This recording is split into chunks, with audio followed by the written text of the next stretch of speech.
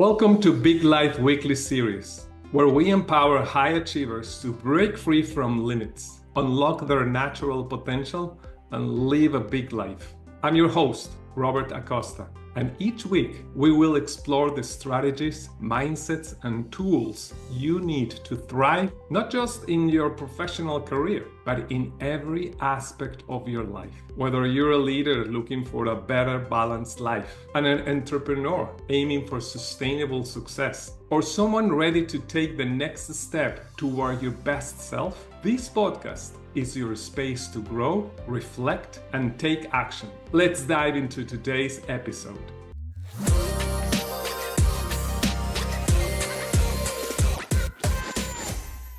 Hello, I'm Robert Acosta, and I'm connected with Maya Azucena, a global singer and speaker now based in Miami, USA. Welcome, Maya. Thank you so much. I am so happy to be here and have an opportunity to have a great conversation with you. My pleasure. So let's get started right away to capture as much as we can to highlight your main activity or your business, okay? Thank you. So Maya, can you give us a 90-second overview of what your business or your main activity does and why you got into it? Well, I'm known as an international touring artist and recording artist and songwriter, therefore singer, songwriter, recording artist. And I tour all around the world, singing music that is aimed at empowering people. So a lot of my songs, or most of them, are very anthemic and also songs which can easily be aligned with different causes or, believing in oneself, surpassing our obstacles, getting through our darkness to the other side of it, stepping into our truth. So I try and do insert that within the melody and the lyrics that I write. And I've also been a cultural envoy, which means that I've received multiple grants from the U.S. State Department and different American embassies to represent American culture around the world. And when I'm on those programs, I've not only done concerts, but I've done multiple workshops and keynote speeches and press all around the world in unique locations, such as Myanmar, Honduras, Sri Lanka, Nigeria, the spots where you don't hear the average artist touring. And throughout my whole course of doing music and being driven by wanting to empower people, I also naturally do motivational speaking. And so it's just one of those things, they kind of come together. I use my art as a tool to, enter conversations. Right, and I guess your tool is your voice. Yeah, even singing or speaking is your voice, your main tool, right? You are right. Like, as I more recently started to, let's say, let people know that I actually do keynote speeches. I have done them so much, but I had never specifically, packaged it as an offering. And then I realized it's another form of my voice. Exactly. Yeah, well, so what do you enjoy most about your work in this music and singing industry? Something, I think one of the things that first came to mind when you asked the question, what I enjoy the most. First thing that came to my mind was, in a world where many circumstances make us feel so powerless, to have the ability to respond to it, to feel that there is a power within me that exists that I can use to respond to the chaos or the things that hurt or the things that make me feel overwhelmed. Powerless, that feeling of being powerless, of not knowing what to even do with the emotions and feelings that you have. And to have a tool with which I get to give a voice to the voiceless, or to have a tool where I can say no more. I will no longer, accept an abusive relationship. To have a means of standing in your power, is one of the things that I absolutely love. But the other part of it is that there are some more, obvious things, which is that music has taken me all around the world to more than 40 countries. I have been in so many beautiful settings and environments with the most magical moments that music made happen for me. So that's the other thing, the human connection. Yeah, I think it's amazing the way you say it, that we all matter, right? And we all have a voice that we can use as a tool to project that matter, to claim that our position and our uniqueness, how much we matter and how much we need each other in order to progress as a humanity. So I think it's beautiful what you do and what you foster, because you're doing it because you're a singer and speaker, but at the same time you are motivating people to do the same in a way, to use your voice and make your voice heard, right? Exactly. And that is my actual intention. So it's not even by example, oh, I'm making an example that shows someone they can do it. But my intention, as in the what I'm projecting, what I feel and desire to help people understand, is that if my voice can ignite in you a reminder or a innate memory that you have the power to affect change. You have the power to affect change. If that change can start within you, the change can start within your home, or it can be about social change and change at large. But it's not for me to come in and be a hero. It's not what moves me. What moves me is seeing other people realize that they are a hero and that they forgot somehow, or didn't no one ever told them that they were beautiful. No one ever told them that they had this power. Right. I think what you said kind of answered my next questions with it, which is, how do you define success in the work you do? Well, for me, yeah, I mean, I would say I am motivated kind of more from a spiritual perspective than the material perspective. So for me, success is when somebody comes up to me and says, wow, that, really moved me, or it reached me, it touched me, or now I have songs that I can sing when I feel down, or, okay, can I give you a story example? Sure. Tell a story. Sure, go ahead. One of the newest songs that I have recorded, it's called Death is Dancing. And it's kind of like a jovial sound. Da da da da da da da. Da da da da da da. While death is dancing at our door, we turn the music up and ignore. It's not yet time to let him in. We live this whole life we're meant to spend. Right. Okay. So just a little out of context without the rest of the music. But during COVID, there was so much death, right? I mean, it was hard to avoid it.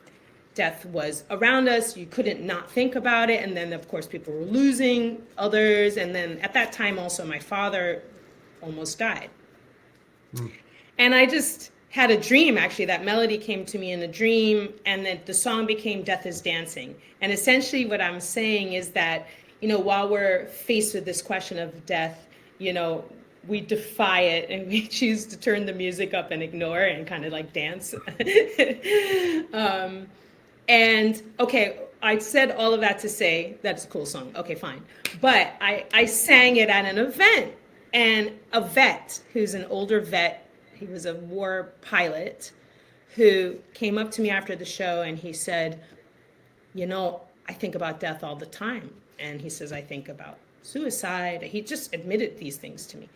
And he says, this song really helped me. Like, I have a song now. Like it was like it gave him a tool.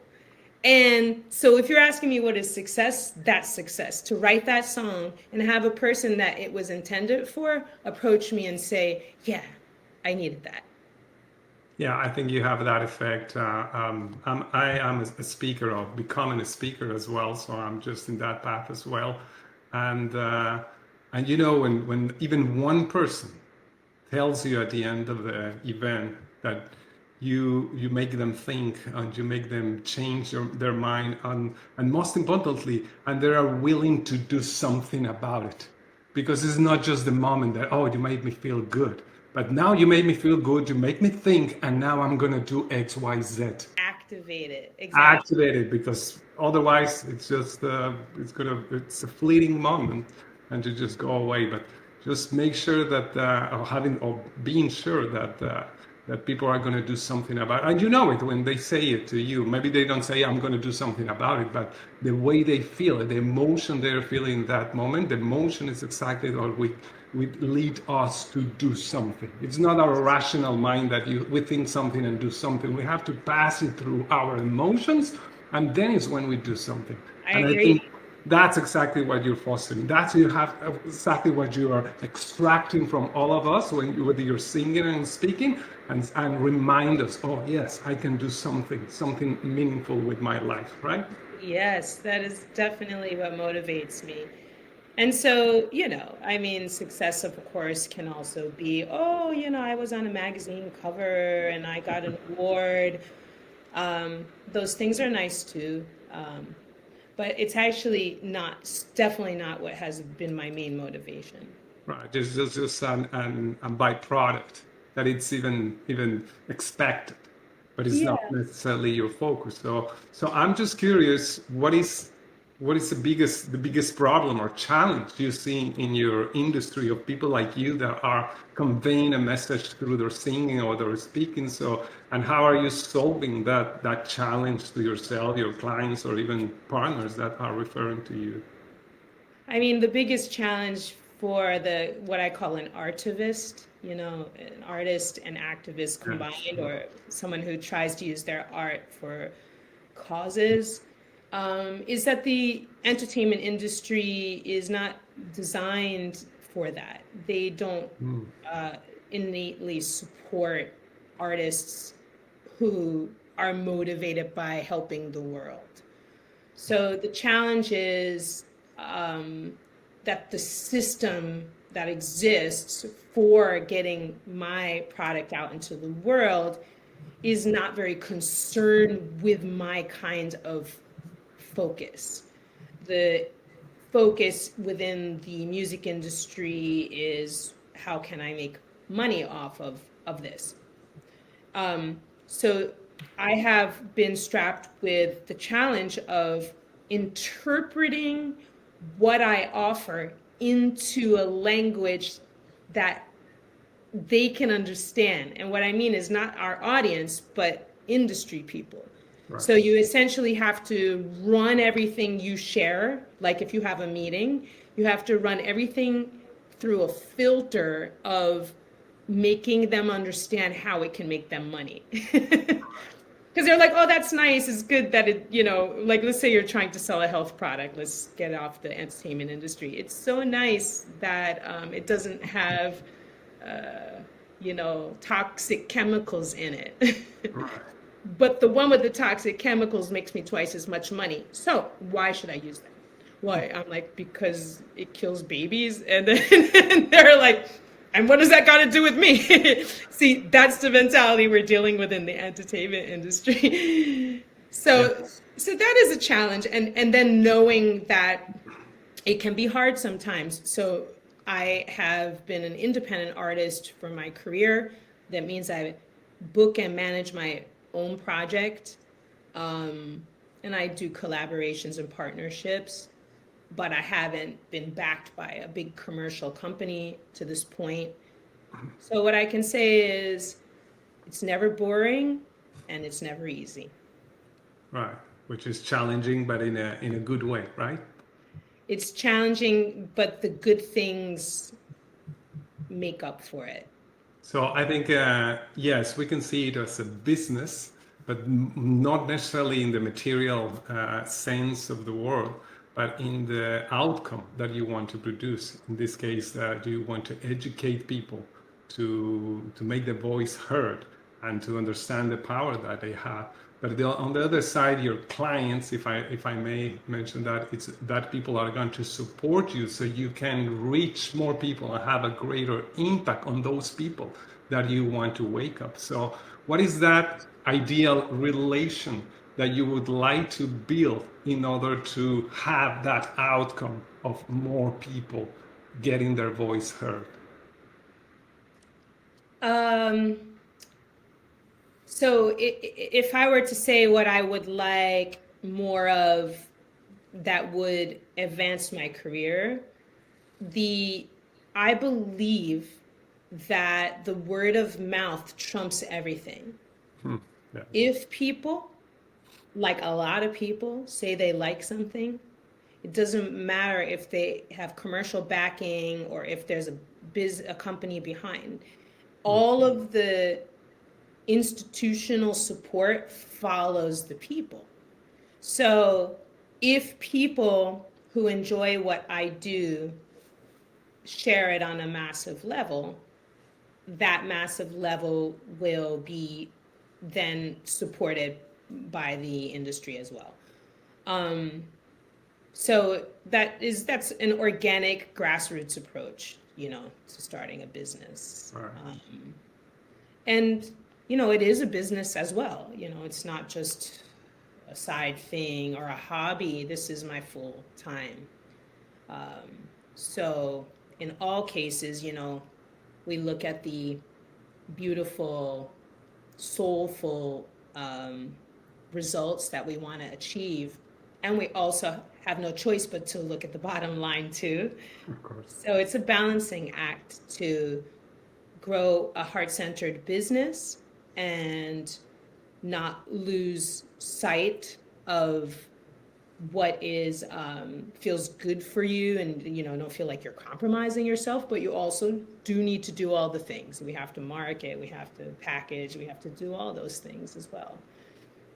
And all of that costs money, right? Because in the way we are organized, we need money to do that and to travel and everything. Yeah, it makes sense, completely sense. So you know how nowadays more people are actively seeking solutions to achieve better outcomes, and even through art, there are a way that you wake up these emotions to do something better with your life. So what makes you unique in the way you help them achieve those outcomes? Okay. Okay, let me think about the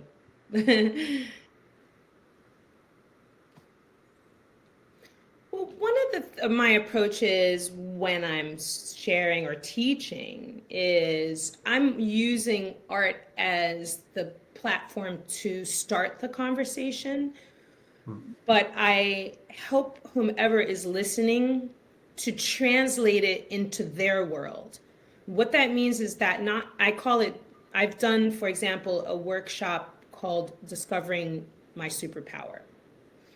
And what I get through is I share how I came to understand that the power I have access to happens to be singing and my voice.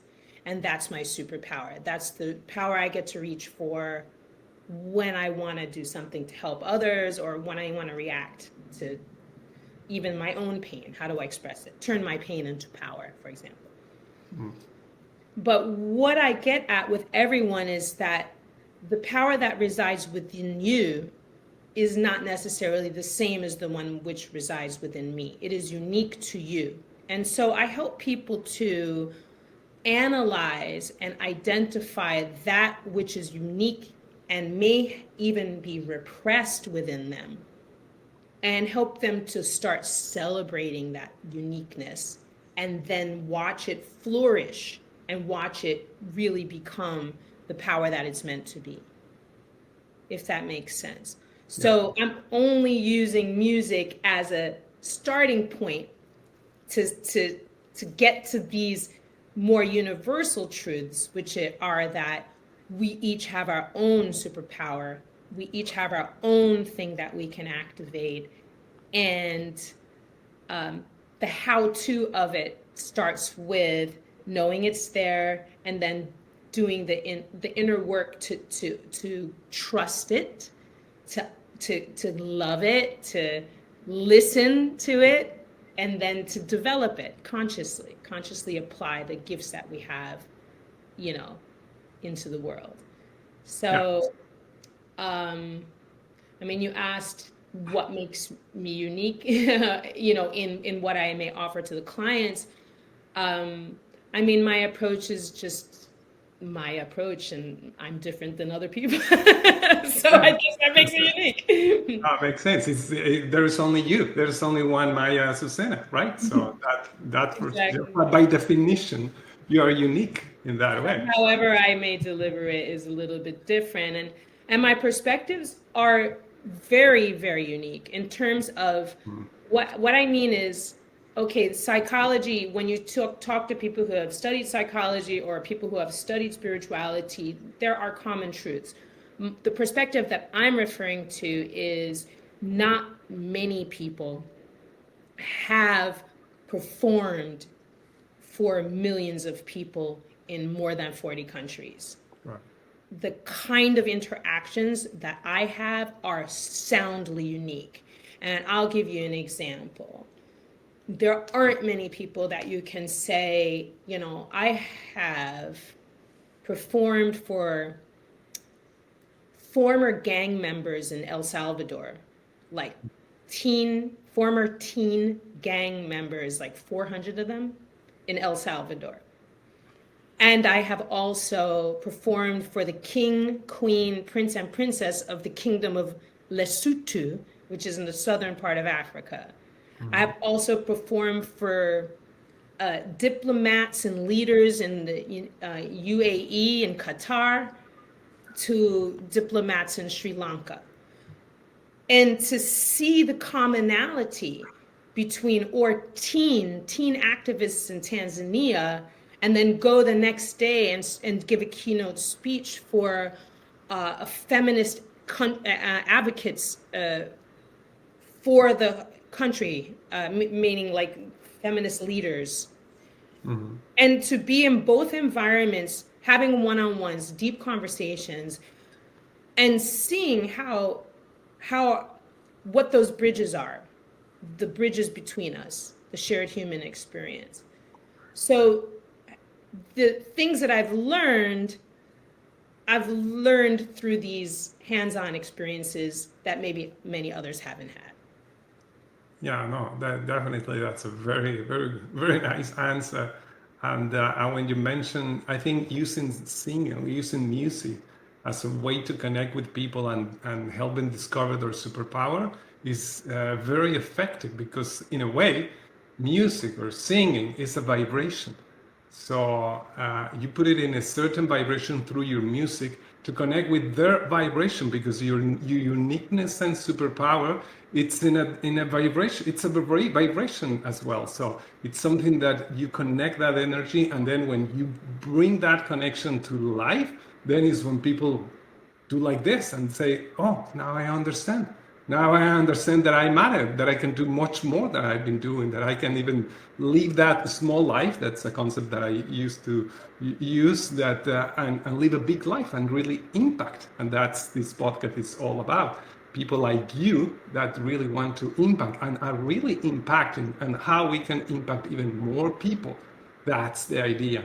So in this industry of music, this industry of waking up through art, as you say, what do you see as the coming trends? Because there are more people in this industry and maybe new people getting into it. So what are the coming trends within your business, the way you're doing business now and in the future, and how you are staying on top of that trend? What do I see as the coming trends? Well, the world isn't getting less crazy. That's the thing. It's not getting less disastrous. Yeah, It's unfortunately. not getting less on fire. It's just not. So I guess what's happening because of that is people are seeking more because there is a discomfort that's getting closer and closer to all of us. It can reach all of us. And so that will naturally affect the trends of business. I mean, you can't help it. Again, the business has no choice but to follow the people. Right. And so there is a growing space for music that has substance to it, has, more supportive of healing or of giving a voice to the voiceless.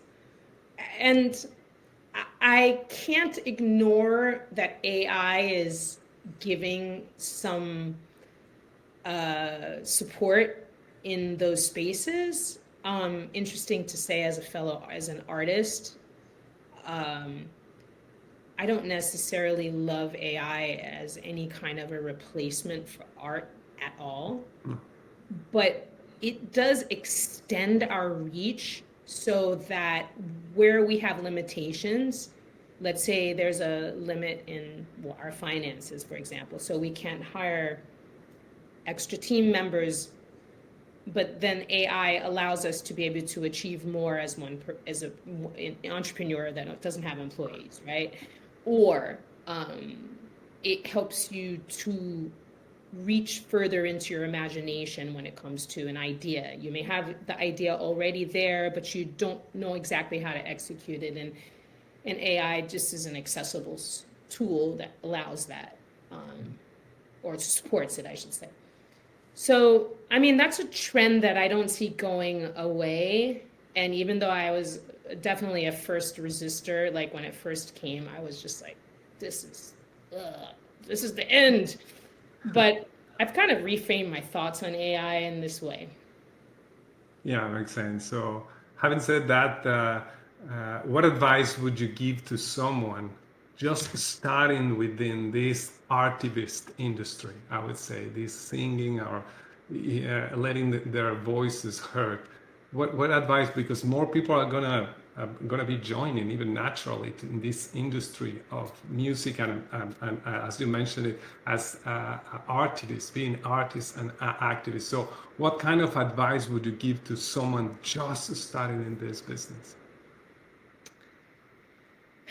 Um, well, if you're an artist interested in artivism, that is using your art as a tool for social activism, I would encourage you to reflect on the things that are very important to you.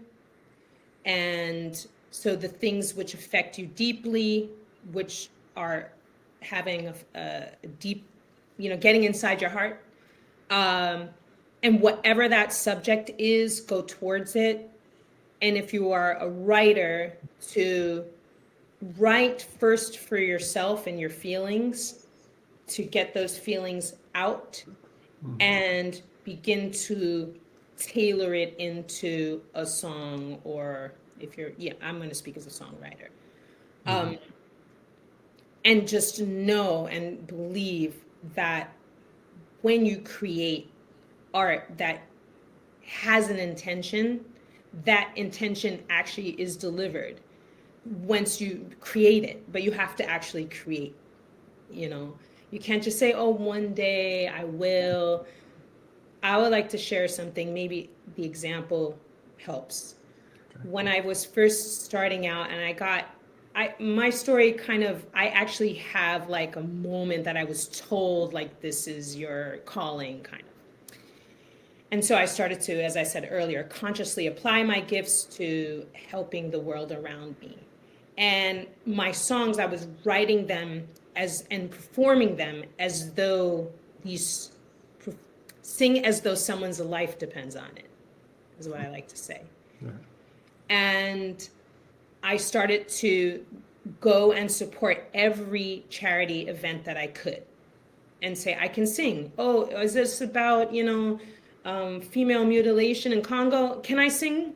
Is this one about unfair prison laws? Can I sing? Oh, is this one for Women's Day? Can I sing? And I started to show up, and these songs were very suitable in those environments, which gave me more inspiration to write the next songs. Right. But I had a tool to go into those spaces because I was already writing music. And so what I wanted to share was that instead of the term giving back, while I appreciate the term giving back always sounds to me like you go and you do all these successful things, and then after you do all your successful things, Yeah. you go back. And I was like, no, I want to integrate it from the beginning. It's not like, oh, 15 years from now, I will go back Right. or give back. I wanted to integrate giving as part of everything that I created. And so for artivists, I just encourage you first, let's look at our own pain and how art is a means of turning pain into power instead of the traumas that we have experienced hanging over us like a bad chapter that never ends. Right. We get to, one of my sayings or philosophies, we get to keep writing. You get to write the next chapter and the next chapter after that. You can keep writing past that trauma chapter. And if you have art to funnel it into, it suddenly becomes an empowering and healthy way to pick apart and analyze and release this trauma that we've experienced. And then we realize that we actually survived the trauma. We're no longer a victim. We are, at very minimum, a survivor. And what I call a warrior, which is the next step after that, a warrior is someone who takes their power back. We discover the warrior within us when we start letting this out into our art, and we start to see, wow, not only have I survived it, but now, because I understand what this pain is, I can help people. I can help others who went through or who are going through now what I already went through. Then, then you become a hero Yeah. of your life. Yes, but it's not to have like a savior complex, because that's a bit, dangerous to think, oh, I'm gonna save everybody. But yes, but yes, a hero in the sense that they help people. Exactly. Yeah. As an example. Yeah, I understand that everything starts from within. Everything starts within you, and then you have to go through the process and take it out with your writing, of course, and go all the way through. Don't get stuck in the process until you get to the other end of the bridge, rather than jumping in the middle of the bridge. So I think that's the message for the new people coming in, and even people that are already in the industry. So let me ask you this: what is the biggest challenge you have faced? I know you've been all over the world, like 40 countries, and many stages of many people's lives, and many quarrels and challenges they are facing. So what is the kind of challenge you have faced to this point in your life, and how has that shaped the way you do your business and the way you do what you do? I'd say the biggest challenge for me in my business is that it's inconsistent financially. And so there are these stretches of dry spells where you need to understand, why am I doing this? Why am I suffering? Or why am I? And then I come to these conclusions. Well, I am willing to suffer because I know that is going somewhere. And I'm not willing to compromise in certain ways to where I would feel that it compromised my soul integrity, if that makes sense. And so the challenge is exercising faith when things are not obvious or apparent. You know, in those moments, we need to know why we chose this path. Right. But I share with people that a lot of people, maybe they chose security, but they're incredibly unhappy, right? I'm not saying everyone who has security is unhappy, but there are a lot of people who have chosen the safe route.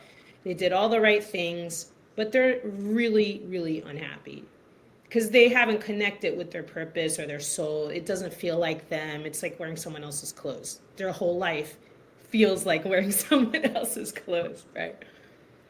No matter what life you choose, there's going to be moments of discomfort. Of course. But when that moment comes, you need to have a reason why. That reason needs to satisfy your soul. Right. Why am I unhappy in this moment, in this circumstance? And if you review that and you say, oh, it's because I did what my parents told me to do and I married who my parents told me to marry and I took the job that they always told me I was going to be a doctor even before I was born, and then I did.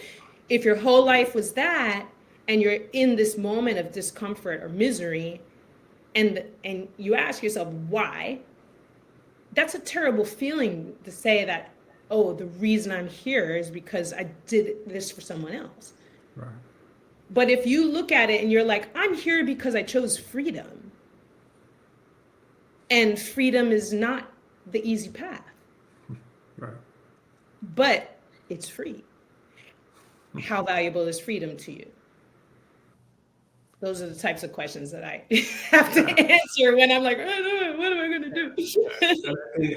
I think you nailed it, because when you have that clear vision of what you want, you're willing to do whatever, and even those uncomfortable moments, you're gonna love them, not because of the moment, because you know that you are walking through the path of doing something great, something that you decided to do, to dedicate your whole life to. And when that is strong, you're gonna go through any path, you're gonna go through any challenge, and you're gonna go through it successfully. I would say that's very important. You have to have that north, you have to have that goal or that purpose, I would say. Otherwise, I mean, there's the same crush, the same heat on the wall, you're gonna go back and say, no, I'd rather be safer, or back to my safe life, right? So Yeah, okay. So I have a couple of metaphors that came to mind. okay. One is that someone who lives in a jail cell, right? A jail cell is very small. So you know everything about that small space. And so you're familiar, you're comfortable, not necessarily comfortable being locked up, but you know everything, you know what to expect, and there's no mystery there. Right. Right? Now, when you become free, and this is an actual story, a lot of people who have spent a lot of time institutionalized, they go out into the real world and they end up back in jail because they go out into the big, big world and it's overwhelming. Yeah. It's so much freedom, so many options, so many choices, and it's an unknown. So it feels safe, believe it or not, to remain as the prisoner and to go back inside. So this is like the psychology to understand, like, freedom means anything is possible. And it also means anything is possible, which can be scary, right? Yeah. Yeah, definitely. So you have lived a lot, I know, and you have a great vision of that future. So talking about the future, what is the next growth area for you personally and for your business, of whatever you're doing and you're pursuing your life to? Well, in addition to always recording new music, etc., this year, 2025, I'm so excited to just embark on two big things. I will be doing more public speaking, and, oh, actually it's three. Okay, I drafted a book that I haven't released yet. The book is inspired by, I created a masterclass. So the masterclass is called the I Am Enough Masterclass. I Am Enough masterclass goes through the different lessons and psychologies and philosophies I've come up with through my world travels and just being me, and then being able to offer it to others. These are the tools that help me, that have helped me. And there are these metaphors and sayings and things that I've come up with, etc. So the masterclass just was designed late in 2024. So now it's something that's an offering for me that's new and exciting for me for 2025. The book, which I will release before the end of the year, and more speaking and coaching in between touring. Mhm. Those are my new things. So those are activities that you're going to do, but is there any area that you say, oh, I need to grow in this area. I need to be better in this area. And I think that's an area that I have to learn more about it, even from scratch, maybe some skill or something. Yes.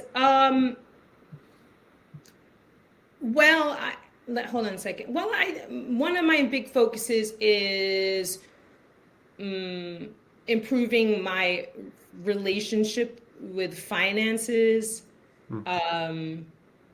because there are times that, I've earned well, and then I was very artistic with my use of the money. I see. and and it's wise to set aside so that you can reinvest or create cushion for yourself in between, Right. activities.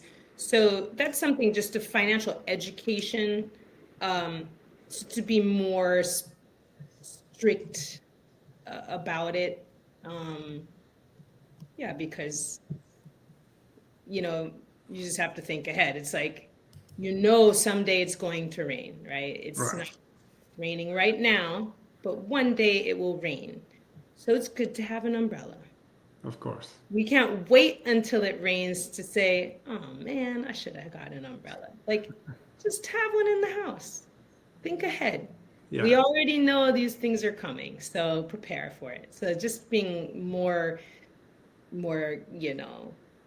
not gallant about it, but more. Yeah, it makes sense. That's completely sense. So here's this funny question about if you could have lunch with one person, living or dead, who would it be and why? I feel like I would love to hang out with Ella Fitzgerald, Hmm. Wow. singer, because she's so important to me as a vocalist, and like just to hang out with her and talk to her and hear her perspectives on everything and singing and maybe her stories, and that would be so wonderful. Mandela comes to mind as another one. Hmm. I read his autobiography, and what just a powerful life experience he Yeah. had. Something, sometimes when I'm complaining, I think Mandela spent like 27 years in In jail. jail. 27, and then came out and became president. Yeah, it's an amazing story. Like, and during those 27 years, he worked out. He became friends with all of the staff, not just the fellow prisoners. He earned the respect of many different kinds of people, and his approach is really, uh, I admire and respect as a leader. Right. And that would be a person I could hang out. That would be longer than lunch, though. Yes, yes, his story it gives you no excuse to whatever you're living, right? So he made his life in whatever circumstances he was in. He built a life. He was in jail and he built a life. Then he was out of jail and he built another life, a glorious life that impacted a lot of people. So, and as I always say, he and you and me has the same potential and we have the same qualities. We just, there are just some people that claim it and some people that just be in a safe space and don't want to claim that potential and use it. So Hmm. I think that's kind of the labor that you do. So what is the best way for people to contact you if they'd like to work with you or discuss any referral partnership? Wow. Okay. Well, I would like to invite anyone who wants to reach me. First of all, knowing my name, Maya Azucena, is the way to find me. Literally, if you just put Maya Azucena /.com, anywhere you put it in, you'll find me. However, you can actually email me directly, info@mayaazucena.com, or I am most active on Instagram. If you are a social media user, I put a lot of my most current activities on Instagram. Thank you so much for joining me on the podcast. Thank you for joining me on Big Life Weekly series. I hope today's episode gave you the insight, inspiration, and tools you need to move closer to the life you're meant to live. Remember, true success isn't just about what you achieve. It's about how you feel while you're achieving it. If you found value in our conversation, please subscribe, leave a review, and share this episode with others who are ready to embrace their big life. Until next time, stay focused, keep growing, enjoy life, and break free.